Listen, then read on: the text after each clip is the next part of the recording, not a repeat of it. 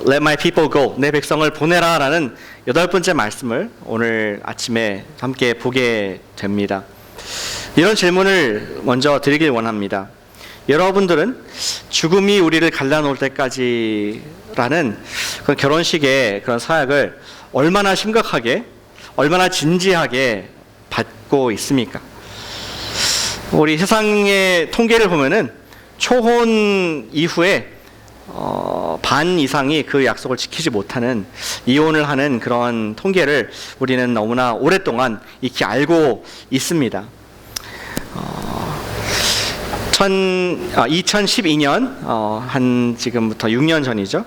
2월 10일 날 카펜터 부부라는 그러한 부부의 실화를 가지고 영화를 만든 것이 나왔습니다.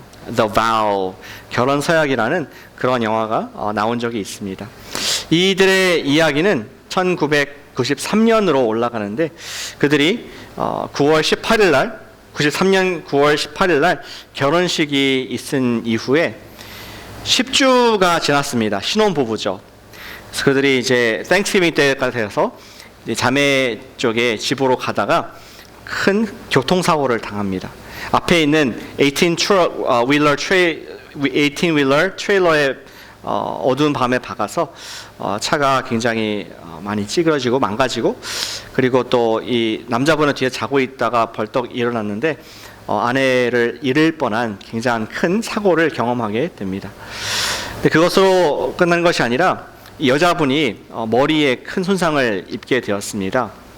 그래서 3개월 동안 이 재활 치료를 하고 코마에서 있다가 깨어났는데, 문제는 뭐냐면은 18개월 전까지 있었던 일들을 완전히 잊어버리는 그러한 기억상실증에 걸리게 됩니다.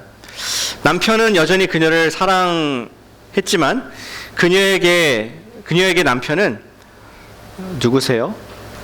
우리가 무슨 관계인가요? 하면서 좀 웃지 못할 그러한 결혼한 사실을 완전히 잊어버린, 10주 전에 있었던 결혼과 그 전에 서로 연애하고 사귀었던 그 모든 것들이 전혀 기억이 나지 않는 그러한 엄청난 일을 겪게 되었습니다. 그런 상황에서도 그들을 단단히 묶어줄 수 있었던 것은, 남편이 나중에 인터뷰에서 고백하기를 하나님과 사람들 앞에서 맺은 그들의 결혼 서약이었다고 합니다. 남편의 이름은 킴 카펜터였고, 우리 여자분의 이름은 크리켓, 우리 메뚜기, 귀뚜라미 똑같은 이름인데 크리켓이라는 자매님이었는데, 우리 남편은 얘기하기를 모든 것의 중심에 주님께서 나에게 허락하신 그러한 우리 언약을 내가 기억하지 못했다면은 정말 이 사람과 끝까지 갈 수가 없었을 것이다 라고 그렇게 얘기를 합니다. 크리켓은 몇 달 동안 의식분명히 있다가 그가 깨어나서도 수개월의 물리치료를 받아야 했는데 성격이 달라진 사람이 됐습니다. 그는 혼자 내어버릴 수도 없고, 그리고 또 자기가 누구인지도 모르고 좀 한참 동안 자 기억을 이렇게 회복하지 못하다가 점점 조금씩 18개월 전까지의 기억을 회복을 했다고 합니다. 남편은 킴은 자신을 기억하지 못하는 우리 크리켓 이 여자를 보면서 다시 사귀기로 마음을 먹습니다.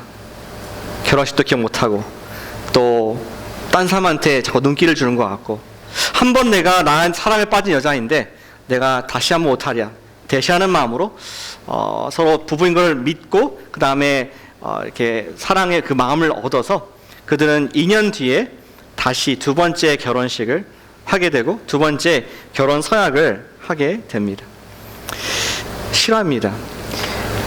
인류 역사상 수많은 소설들과 수많은 영화들의 소재가 러브 스토리, 남녀 간의 이러한 사랑의 이야기가 되고 있습니다. 그런데 너무나 정말 안 보여주셔도 됩니다. 괜찮습니다. 너무나 강한 그런 사랑, 내가 죽고 못 살 그런 로미오와 줄리엣 같은 사랑이라 할지라도 우리 사람이 너무나 약해서 머리에 조금만 이상이 있으면은 어제까지 막 죽고 못 살던 그 사이도 잊혀질 수가 있는, 우리의 사랑이 너무나 연약한 모습을 볼 수가 있습니다. 그런데 어쩌면 사람의 남녀 간의 사랑보다 더 강한 것은 주님 앞에서 한 서약일 수가 있습니다. 한 아내를, 한 남편을 기쁠 때나 슬플 때나 또 부유할 때나 가난할 때나 건강할 때나 그렇지 못할 때라도 죽음이 우리를 갈라놓을 때까지 until death do us apart 할 때까지라도 사랑하겠다고 했던 주님 앞에서 그 약속이 우리를 지켜줄 수가 있을 때가 있습니다. 왜냐하면 그 서약은 하나님께서 짝지어주신 사람을 나누지 못한다는 그런 거룩한 믿음을 바탕으로 한 서약이고, 사람이 지키는 서약이 아니라 하나님께서 지켜주시는 일평생의 서약이 되기 때문입니다. 오늘 남녀 간의 사랑을 얘기하기 위해서 말씀을 드린 것은 아닙니다. 두 사람이 하나님 앞에서 사랑의 서약을 맺고 일평생을 살아갈 수 있듯이, 사랑하는 하나님과 우리가 사랑의 언약을 통해서, 서약을 통해서 우리 이 땅에서의 하나님과의 사랑의 관계뿐만 아니라 우리는 영원한 사랑의 관계를 하나님과의 언약을 통해서 살 수가 있다는 것입니다. 오늘 말씀은 우리 십계명의 말씀입니다. 십계명의 말씀 보면서 우리가 율법과 어떤 계명과 지키지 않으면 끊어지는 하나님과의 관계가 멀어지는 그런 관점으로 보지 않고 좀 새로운 관점으로 광야에서 하나님과 하나님 백성들이 결혼했던 결혼식의 결혼 서약으로 이 시간 다시 재조명해 보길 원합니다.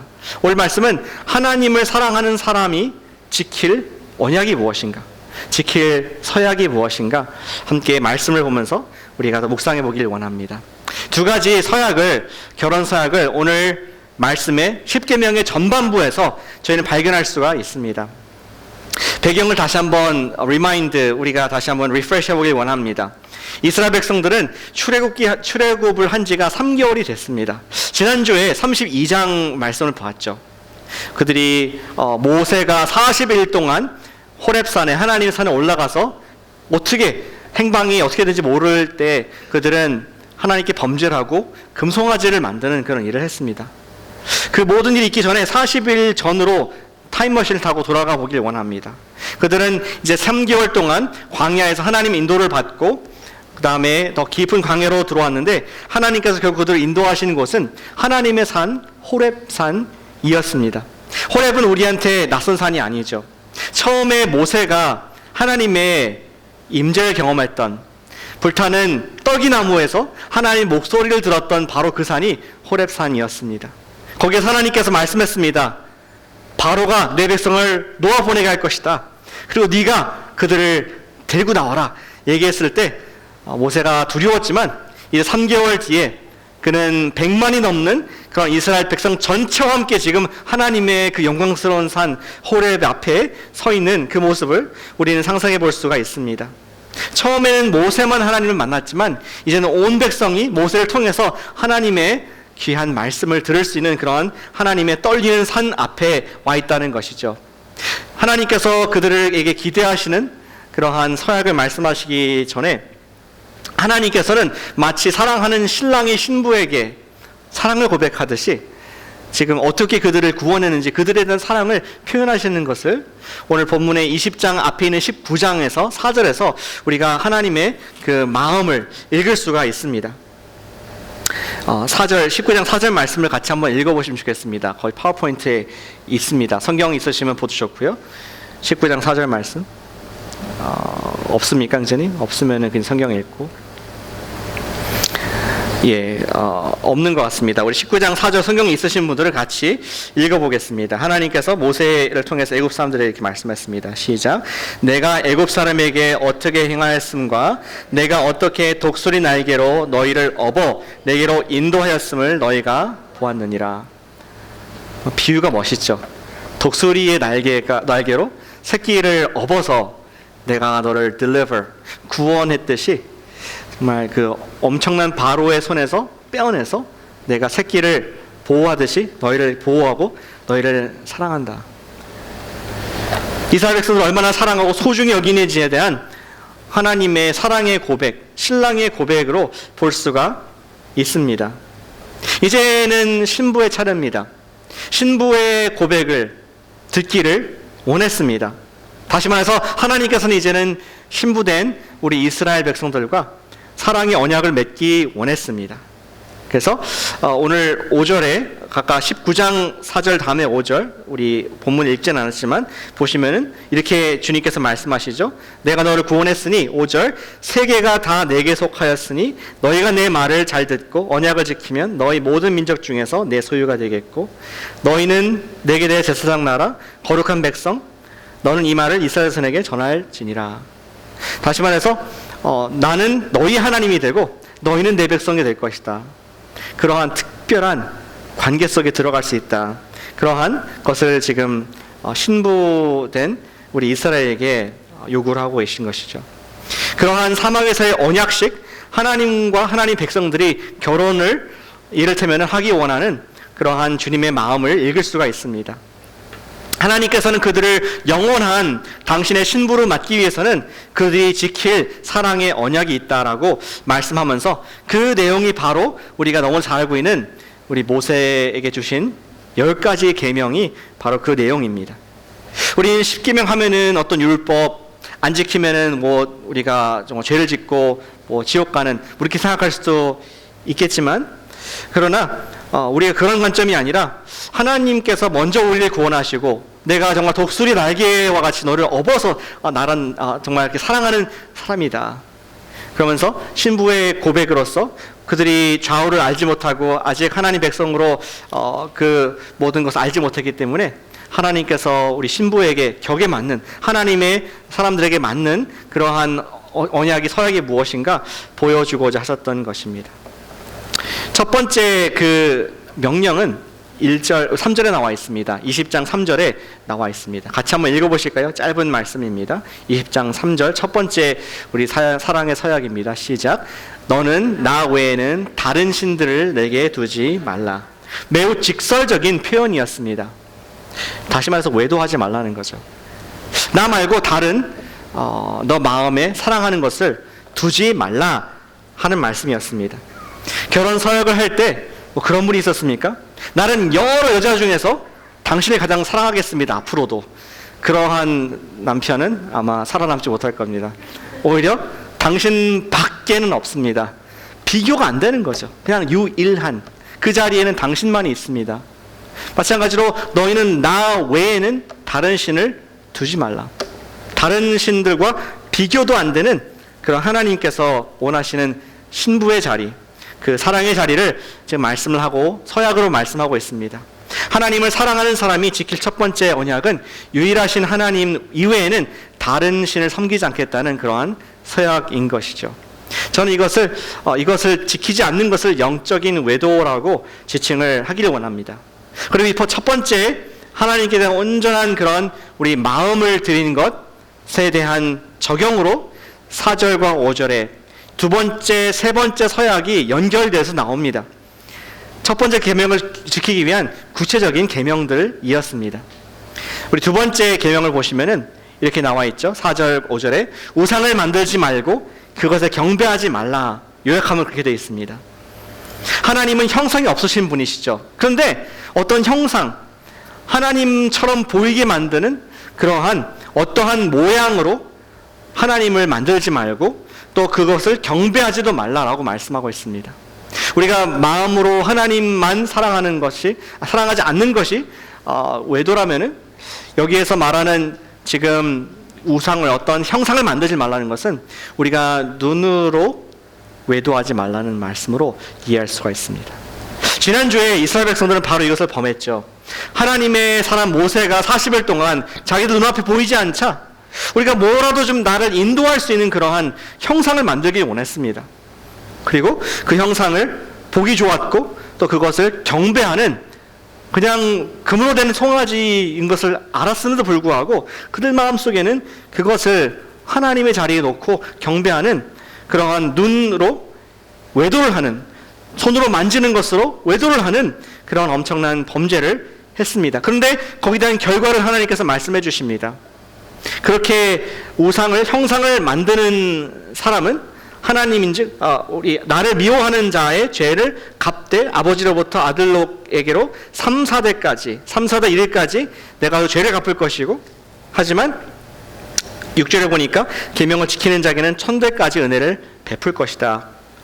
우리는 이 말씀을 보았을 때 굳이 숫자를 세가지고 이 말씀대로 어디에서 이루어졌다 이렇게 보기보다는 우리가 하나님께서 말씀하시는 figure speech, 우리 과장으로 하나님의 단호함으로 이해하는 것이 더 옳다고 생각합니다.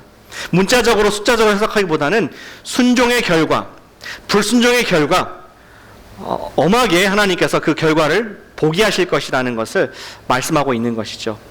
특별히 순종과 불순종의 결과는 대를 거듭하여 영적인 영향력이 ripple effect, 파도 효과와 같이 퍼져나간다는 의미로 볼 수가 있습니다. 요즘 우리 매일 성경을 따라가시는 분들은 열왕기하 말씀 보고 있죠.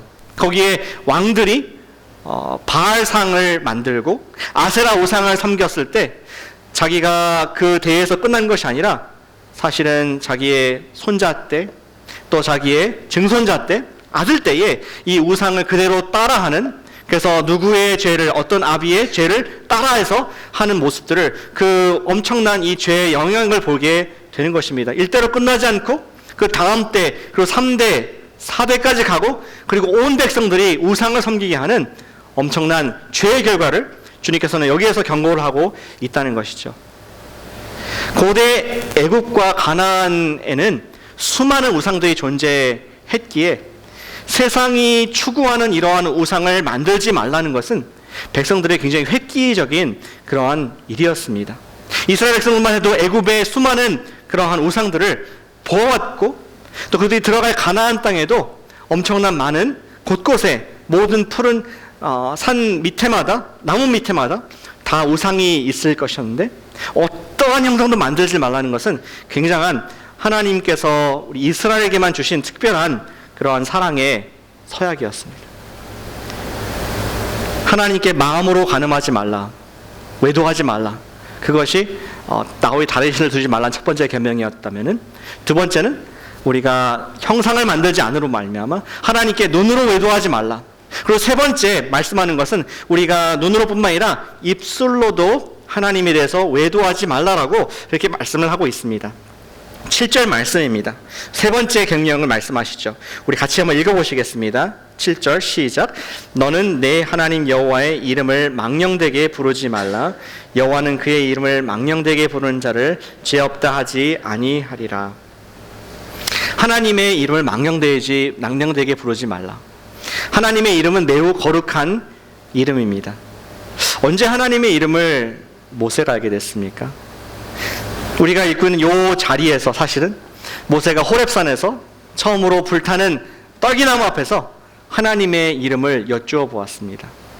하나님, 정말 let my people go, 당신의 백성들을 내가 데리고 나오기 위해서 백성들이 물을 때 누가 당신을 보냈느냐 했을 때 당신의 이름을 뭐라고 부를까요? 그때 하나님께서 말씀하셨죠. 우리가 출애굽기 3장에서 봤습니다. 나는 스스로 있는 자다. I am who I am. 그것을 우리 히브리어 발음으로 하면은 야훼 혹은 여호와라고 우리가 발음을 하고 있습니다.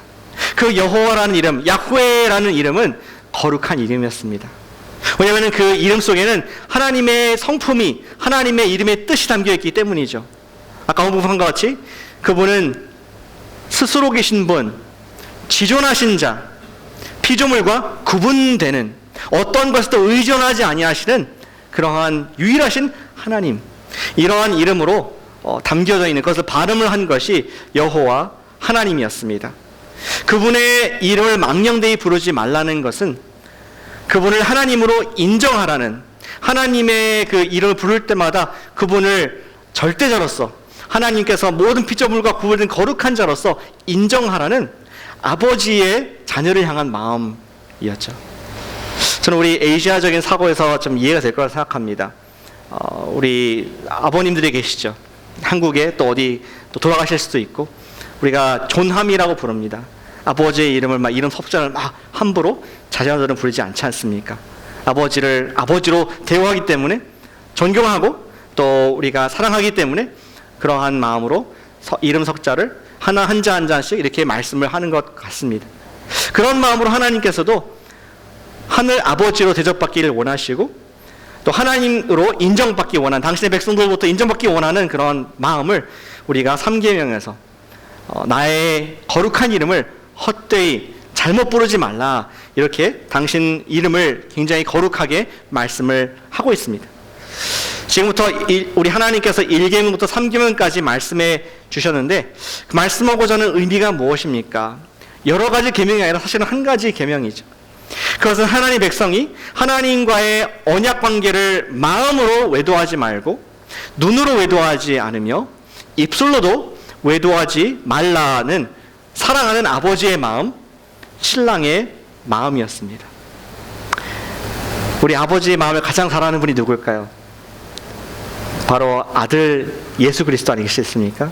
예수님께서는 1500년 뒤에 성자 예수님께서는 그러한 하나님 아버지의 마음을 담아 당신의 제자들에게 기도를 가르쳐 주시면서 가장 먼저 기도하게 하신 것이 있었습니다. 우리 산상수훈에 나오는 예수님의 가르치신 기도 첫 번째 부분을 같이 읽어보겠습니다. 마태복음 6장 9절 말씀입니다. 기억하는 의미에서 다시 한번 같이 읽어보겠습니다. 아까 그거 보여주셨던 겁니다. 마태복음 6장 9절 말씀 시작. 그러므로 너희는 이렇게 기도하라. 하늘에 계신 우리 아버지여 이름이 거룩히 여김을 받으시오며. 왜 예수님께서는 첫 번째 기도의 부분을 이 말씀을 하셨을까요? 우리가 하나님 거룩하게 되기 원합니다. 기도 안 하면 하나님께서는 거룩 안 하십니까? 그분의 이름이 더 높임 받습니까? 우리가 기도 안 하면은? 오히려 그렇게 보기보다는 제자들을 위한 기도였다고 생각합니다. 하늘에 계신 아버지를 너희가 기도할 때, 그분께 지칭할 때 Hallowed be your name. 당신의 하나님의 거룩한 이름이 기도하는 우리 마음속에 거룩히 여김을 받기를 원하는 아버지의 마음을 담은 예수님의 기도였다고 생각합니다.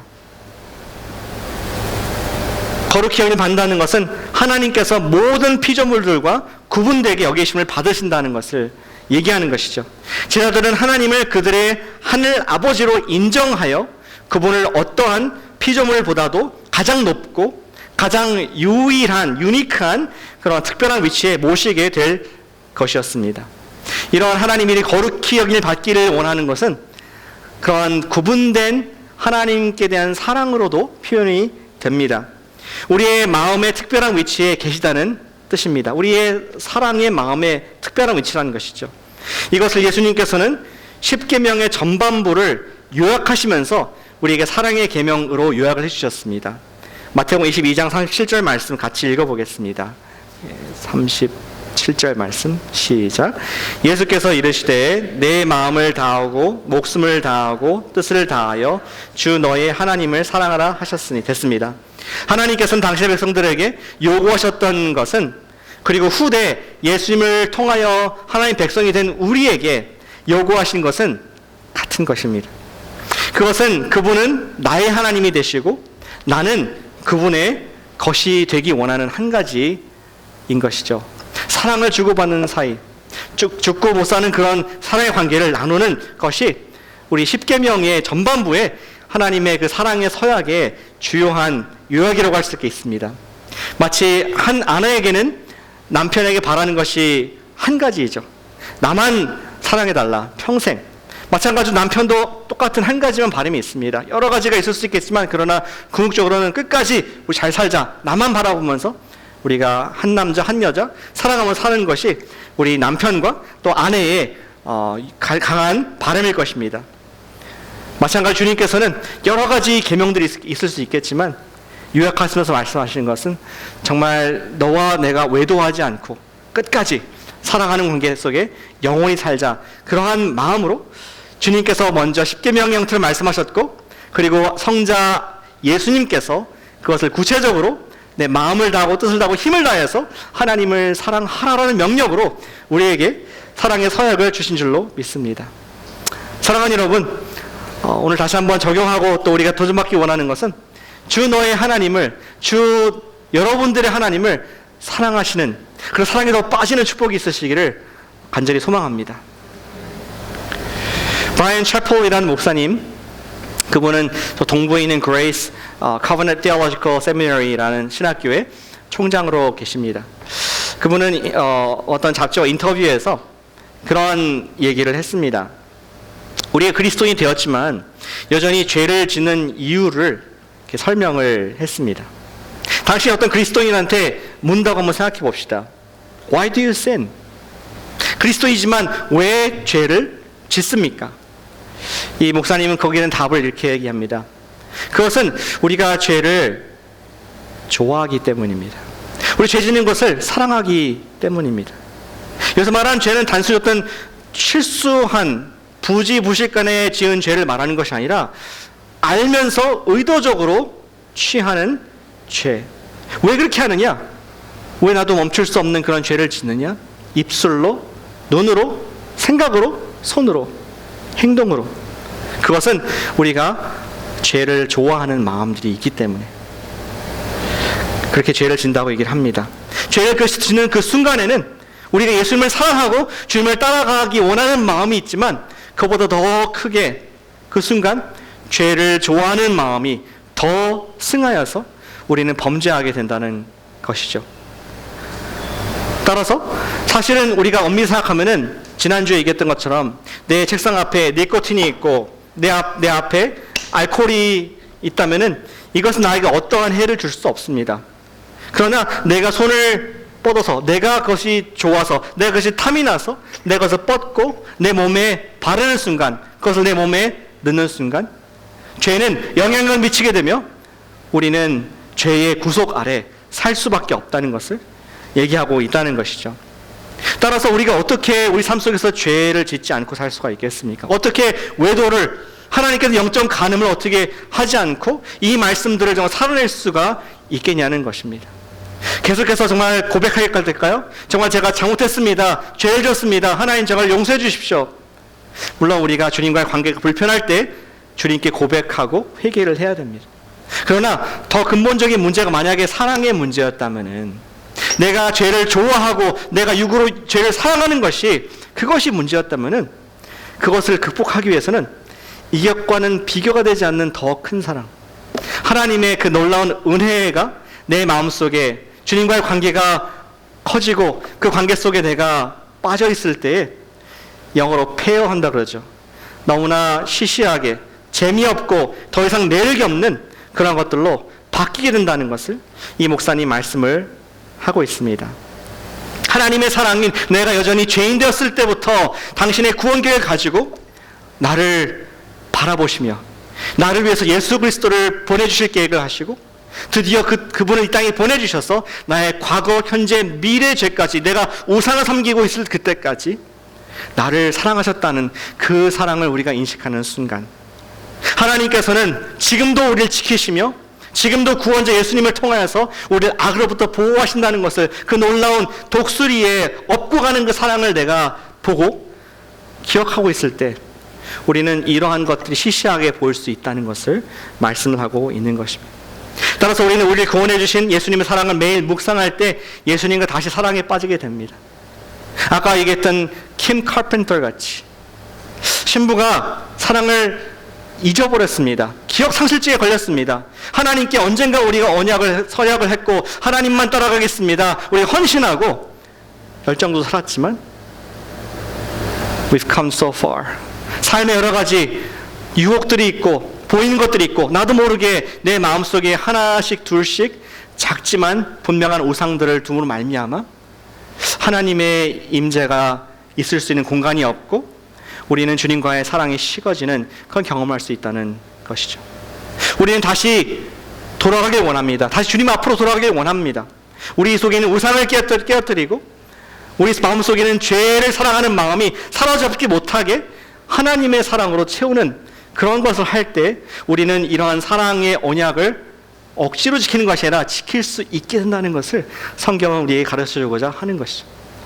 그런 것이 아닐까요? 하나님께서 우리에게 원하신 마음은 파킹 스페이스와 같은 정말 하나님이 내 마음의 그 특별한 자리에 돼 있으면은 다른 죄가 들어올 수 없는데 반대로 하나님이 있어야 할 자리에 다른 우상들이 간음이 있다 보면은 우리는 하나님을 사랑할 수 있는 마음이 없고 여기 주신 계명들과 율법들이 그야말로 우리를 구속하는 그야말로 짐처럼 느껴지는 사랑의 어떤 주님과의 결혼 생활이 아니라 정말 억압과 감옥 같은 생활로 이 율법이 바뀔 수가 있다는 것을 우리는 생각해 보게 됩니다.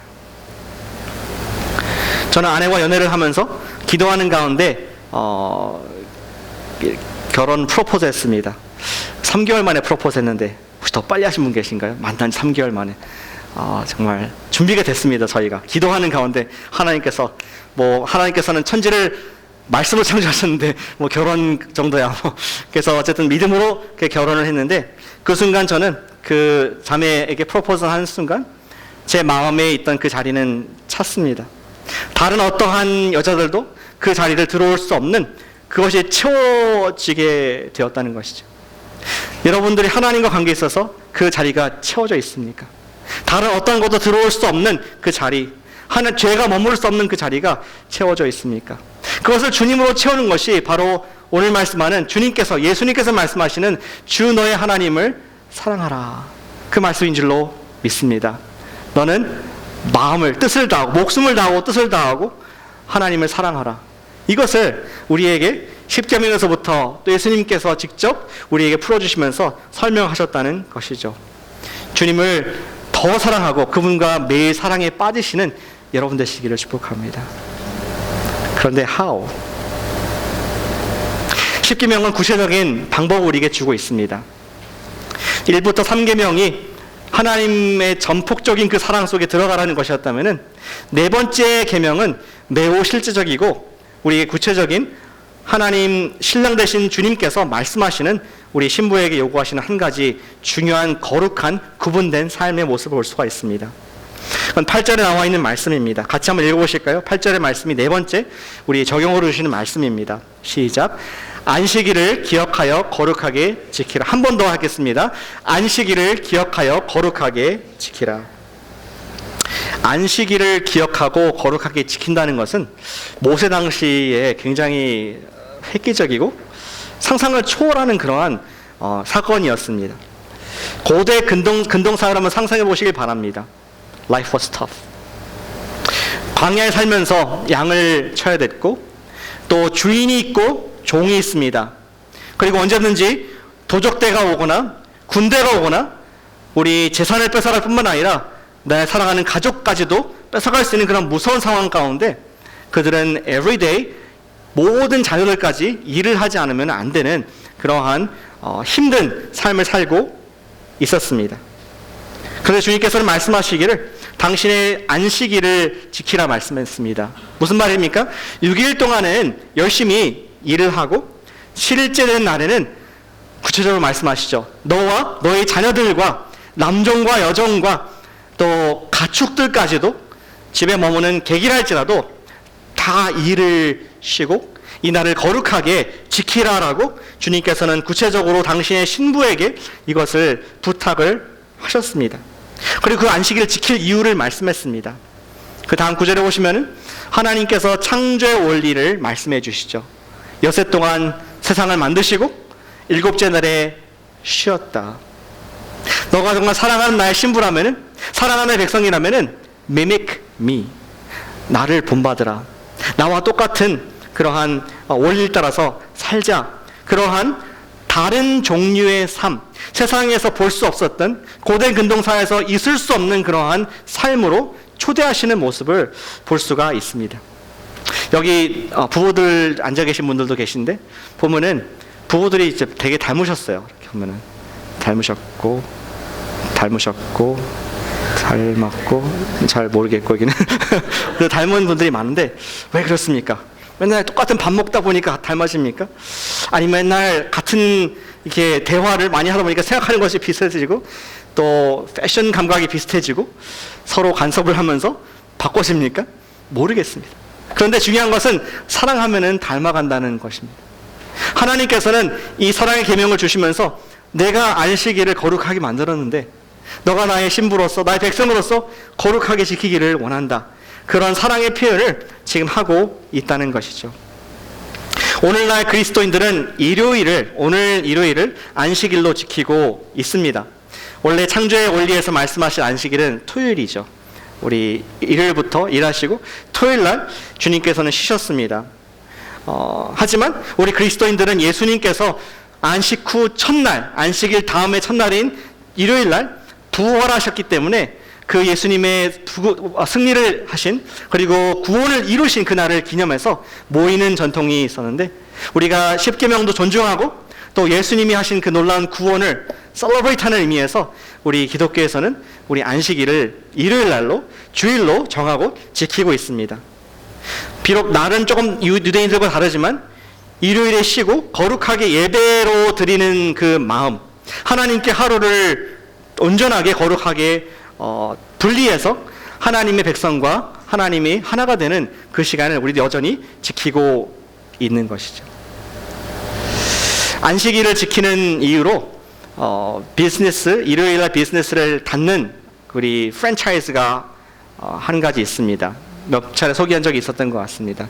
그것은 남부에서 치킨 샌드위치를 만드는 칙필레이라는 그러한 프랜차이즈입니다. 혹시 가보신 분? 예. 어떤 분이 저한테 그러더라고요. 목사님 몇 번 이렇게 얘기하셨는데 제가 시간이 일요일밖에 안 나서 갔는데 항상 일요일마다 닫혀있다고, 한 번도 못 먹었다고. 그런 분은 제가 나중에 제가 모시도록 하겠습니다. 월요일날 모시도록 하겠습니다. 근데 여기 1940년대 우리 창업자인 미스터 캐시라는 분이 만들었습니다. 그분은 처음부터 이 지금 읽었던 말씀을 바탕으로 내가 하나님의 그 안식일을 쉬겠다. 그날 내 가족도 쉬고 나도 쉬고 또 우리 인플로이들도 다 쉴 수 있도록 일요일 날에는 closed, 닫겠다 하는 그런 결단을 가지고 시작을 했습니다. 그리고 오늘날 미국에서 여러 가지 패스트푸드 음식점이 참 많이 있는데 미국의 10대 패스트푸드 중에 매출로서 10대에 들어가는 그런 놀라운 결과를 보고 있습니다. 세상은 일요일을 거룩하게 지키는 저러한 corporate 회사를 보면서 어떻게 생각을 할까요? 그들은 웃습니다. 그들은 궁금증이 있습니다. 저래서 될까? 저래서 정말 제대로 회사 운영이 될까? 근데 중요한 것은 그들이 어떤 스테이트먼트를 하고 있다는 것이죠. 우리는 하나님의 말씀을 따르는 회사이고 우리는 창조 원리에 따라서 쉬길 원합니다. 이 안식일의 원리는 그렇습니다. 우리가 사랑하는 부부, 오늘 부부 얘기를 많이 하는데 부부가 아무리 남자 여자가 맞벌이를 하고 바쁘고 서로 다르다 할지라도 일주일에 한 번은, 그것이 정말 안 되면은 한 번 점심이라도 데이트를 하거나 또 데이트 나잇을 하거나 그러한 시간을 갖는 그런 것과 같다고 생각합니다. 정말 모든 것이 다 바쁘고 중요하지만 가장 중요한 것은 당신입니다. 당신과 보내는 이 시간이 이 모든 것을 하는 이유입니다 라고 하는 그 시간을 우리가 중요하게 생각하지 않습니까? 하나님께서도 말씀하시기 6일 동안 열심히 일하고, 그러나 이 모든 것을 주신, 이 모든 것을 하는 이유가 뭐냐? 가장 중요한 네 마음속에 내가 특별한 자리에 있길 원한다. 너와의 사랑 관계가 가장 중요한 것을 기억하고, 너는 내 백성이 되고 난 네 하나님이 되고, 그것을 기억하게 하는 엄청난 디바이스가, 그런 기가 막힌 하나님의 지혜가 바로 안식일이라는 것이죠. 여러분들은 무엇으로 하나님의 백성인 것을 세상에 나타낼 수가 있습니까? 물론 우리는 전도함을 통해서 나타내야 하겠습니다. 그러나 세상이 무엇을 보고 당신이 하나님의 사람인지를 알 수가 있습니까? 저는 오늘 말씀을 그대로 적용하길 원합니다. 주님을 사랑하여 주님의 안식일을 거룩히 지키기를 축복합니다. 세상이 여러분들이 주의를 지키는 것을 보면서 그것이 여러분들과 주님과 관계를 나타내는 그러한 표식이 되기를 원합니다. 결혼 반지가 되기를 원합니다. 우리 교회에서 출장이 많고 여행이 많은 성도님들 중에서 아무리 바빠도 주일을 본교회에서 지키기 위해서 토요일 돌아오거나 애쓰는 분들이 있음을 보면서 너무나 귀하게 보일 때가 있습니다. 먼 거리를 달려와서 정말 새벽이라도 와서 예배를 드리겠다는 그 마음, 그건 주님을 사랑하는 마음이고 또 주님의 몸된 교회를 사랑하는 마음이라고 생각합니다. 물론 여행 일정이나 또 회사 일정 때문에 부득이하게 다른 곳에 또 이 안식일을 드리는 경우가 있습니다. 그런데 그때에도 거기에 있는 성경을 가르치는 하나님의 교회를 찾아가서 예배드리는 그 마음, 그것은 아버지 하나님을 사랑하는 우리 자녀의 마음, 또 신랑을 우리가 사랑하는 신부의 마음이라 생각합니다. 너무나 귀한 일입니다. 주님을 사랑하기에 전 세계 어디에 있든지 주일이 되면 그날을 거룩하게 기억하며 예배를 드리는 그 마음은 진정한 하나님의 자녀의 마음이라고 생각합니다.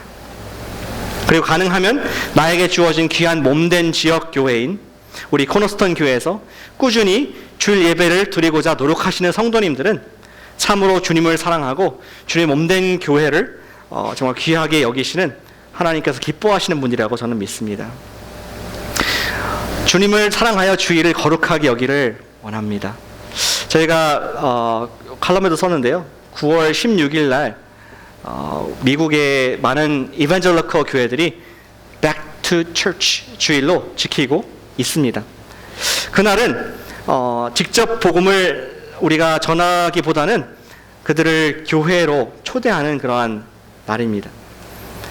통계에 의하면은 정말 우리 10명 중에서 8명이 사실은 초대를 아무도 안 해서 교회를 못 온다고, 안 오신 분들 중에서 그렇게 통계는 나와 있습니다. 미국의 많은 사람들이 어릴 때 교회를 다니거나 어떠한 이유로 교회에 좀 소속이 됐다가 삶이 바빠지고 또 여러 가지 일들이 생기면서 하나님과 거리가 멀어지는 경우가 지금 미국에 많이 있다고 생각합니다. 그런 분들은 여러분들의 그 초대를 기다리고 있다는 것이죠. 우리가 안식일을 거룩하게 여기는 것은 하나님을 나의 주님으로 알고 내가 외도하지 않고 주님을 사랑하는 마음 때문에 우리가 지키는 것처럼 사실은 그분들도 주님께 돌아오길 원하는 마음이 있습니다. 누군가가 나를 좀 초대할 수 있다면, 누군가가 나에게 다시 한번 하나님의 그 사랑으로 나를 인도할 수 있다면은 그분들도 사실은 마음속에 갈증이 있습니다. 나를 사랑하는, 내가 사랑받을 수 있는 그 주님께로 돌아오고 싶은 마음이 있다고 얘기를 합니다. 우리가 Back to Church 주일도 지키고 그리고 또 우리 마음을 새롭게 함으로 주님, 제가 다시 한번 안식일을 지키길 원합니다. 안식일을 기억하고 거룩하게 지키길 원합니다. 그런 마음으로 우리가 이 베이 에리어에서 하나님을 인정하지 않는 그곳에서 여러분들의 신앙을 나타내시기를, 여러분들의 하나님과 결혼 반지를 마음껏 자랑하시기를 축복합니다. 주님을 사랑하여 거룩하게 안식일을 지키고 이웃을 초대함으로 말미암아 우리가 억지로 이것을 해내는 것이 아니라 하나님의 그 사랑에 충만하여서 하나님의 그 임재가 사모가 되고 또 살다 보니까 이것을 지키게 하셨구나, 정말 하나님을 내 목숨보다 더 사랑할 수 있는 그런 뜨거운 사랑을 주셨구나, 그러한 사랑의 크기가 자라고 믿음에 성장하는 복된 저와 여러분 되시기를 축복합니다. 기도하겠습니다.